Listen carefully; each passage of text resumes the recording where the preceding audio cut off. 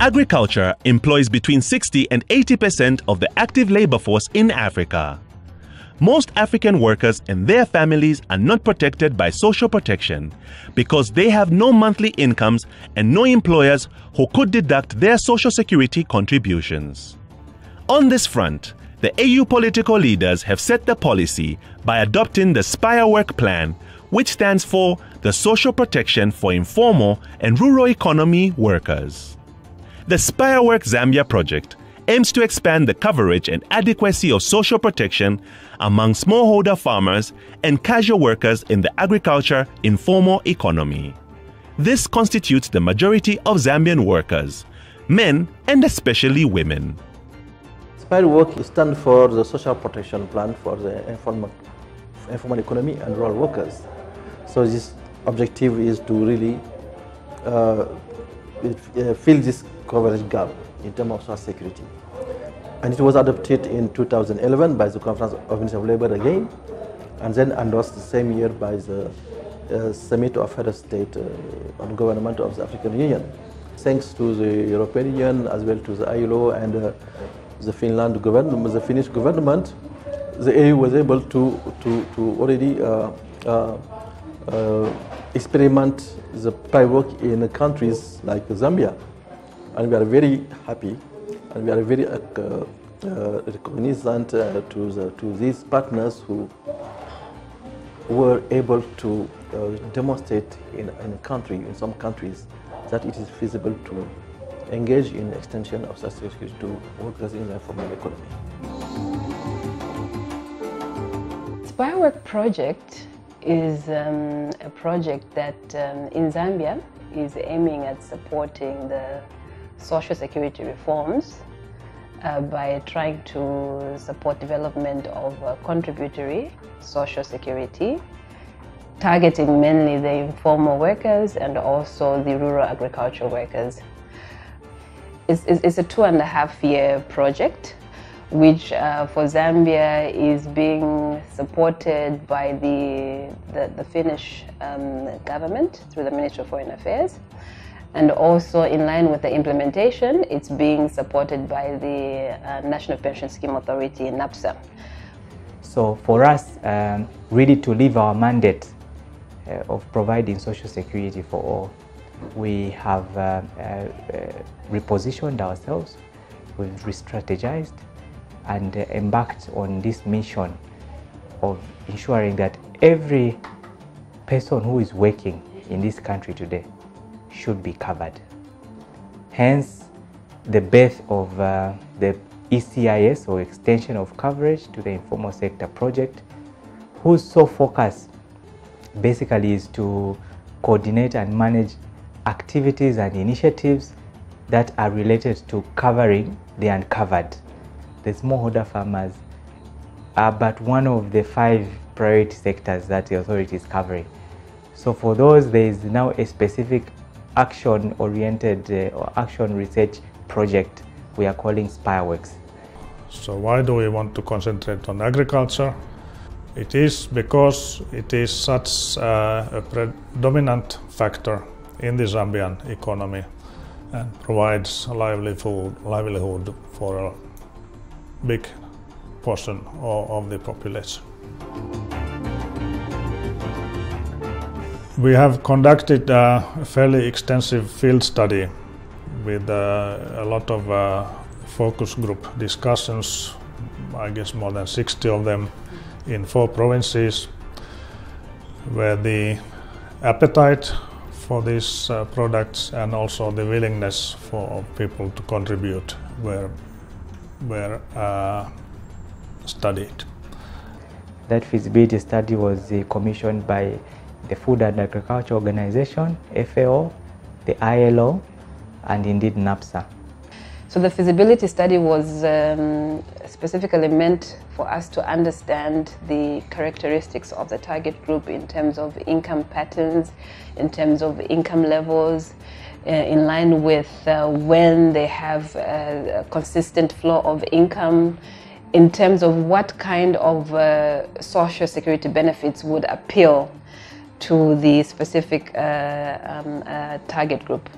the major reason for FAO's involvement in trying to bring together agriculture and social protection draws from the fact that there's very limited linkages between the agriculture sector and the social protection sector.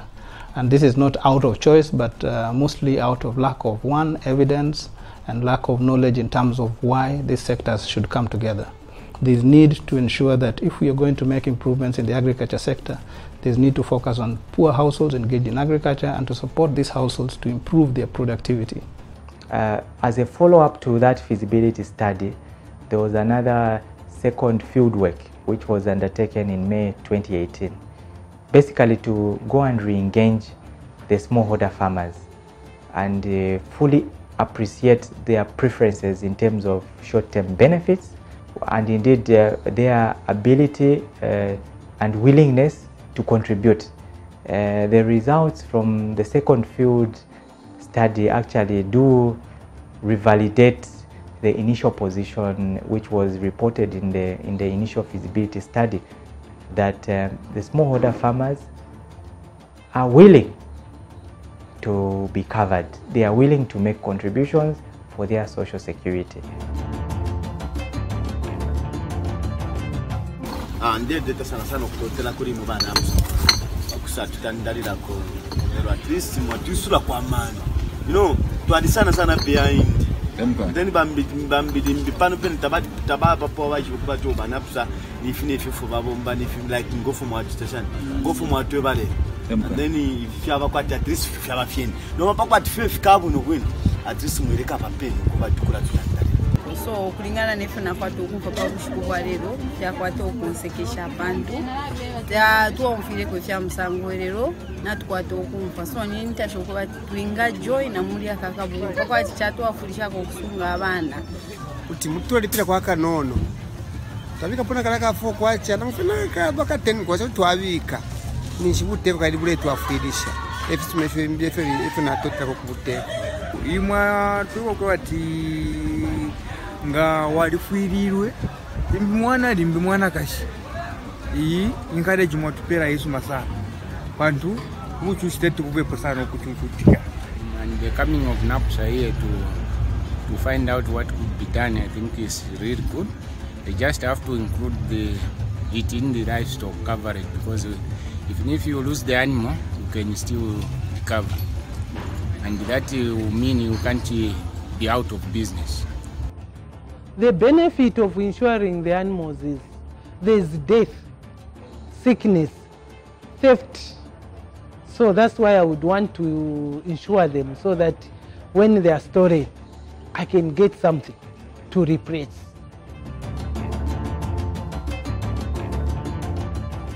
As we made this conscious decision of covering the informal sector workers, we did realize that this is quite a mammoth task, and going in it alone would not be the best of methods for us to use.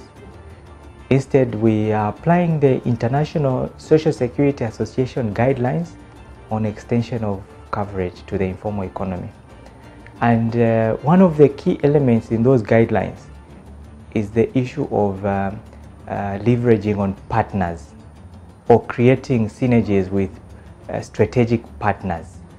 So Alliance Ginneries is a cotton ginning company, but we also run an outgrowth scheme, working with around 40,000 farmers, growing around 40,000 hectares of cotton. What we need is for the farmers to buy into the concept. That way it basically becomes sustainable, because they're willing to pay for it, because they have to understand the reasons why they need it. I think we would play more of a middleman role, because we have access to the farmer, and because we're located centrally here in Lusaka, we have access to all the financial services. So organizations such as NAPSA can use us as an intermediary to basically get access to the farmer. And I think it's a win-win for both. Well, looking at our example on the cotton side, it's a win-win for both the company and the farmer, because when the company provides the farmer with inputs, if there is a weather failure, we can't recover because the farmer has nothing to give us. So it's a loss for the farmer and a loss for the company. Whereas if we get some sort of, say, weather index insurance product, then the company can recover its input cost and the farmer can recover some of the, some money from his failed crop. The dairy industry in Zambia has got an average of between 6,000 to 10,000 dairy farmers. And out of these, about 6,500 are members of the Dairy Association of Zambia, who play a key role in educating our members. We are putting our farmers on digital, meaning that even information sharing, the farmers will be seeing some of this information on their handphones. It's easier that way to reach out to as many farmers on information as possible. Those are but some of the key outputs actually of the project, to enhance communication and outreach, to come up with operational modalities that will make it easy for the smallholder farmers to actually come on board, and more importantly, have a mix of short and long-term benefits. I would mention that some of the key preferences that the farmers have indicated is the issues of savings, or access to credit, either for their farming inputs, and also issues of weather insurance index. So from the feasibility study, we were also able to note that the men and women that we're targeting in terms of small-scale farmers have different needs, and they have different levels of participation within the labor market. And we need to take into account what would appeal to the different gender groups in developing those specific benefit packages. There will be several pilot projects conducted in different parts of Zambia with different aggregators, so that we could learn